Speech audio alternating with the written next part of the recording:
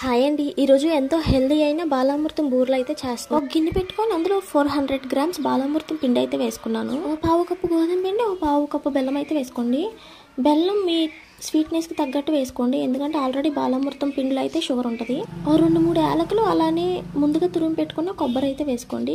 కొబ్బరి ఎంత ఎక్కువగా వేసుకుంటే టేస్ట్ అంత బాగుంటుంది. కొబ్బరి వేసుకున్న తర్వాత మొత్తం మంచిగా ఒకసారి మిక్స్ చేసుకోండి. బెల్లం ఉండలేం లేకుండా మిక్స్ చేసుకొని కొంచెం కొంచెం వాటర్ వేసుకుని నేను వీడియోలో చూపిస్తున్నట్టయితే మిక్స్ చేసుకోండి. అంత లూజ్గా అవ్వకుండా అంత గట్టిగా లేకుండా అయితే మిక్స్ చేసుకోండి.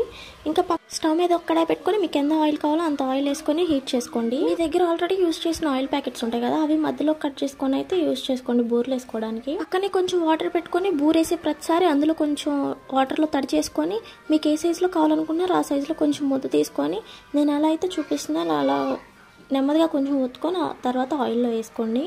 ఆయిల్లో వేసిన తర్వాత ఒక 2 మినిట్స్ అలా వదిలేసి ఆ తర్వాత అయితే గెంటితో ఇట్లా రివర్స్ చేసుకోండి.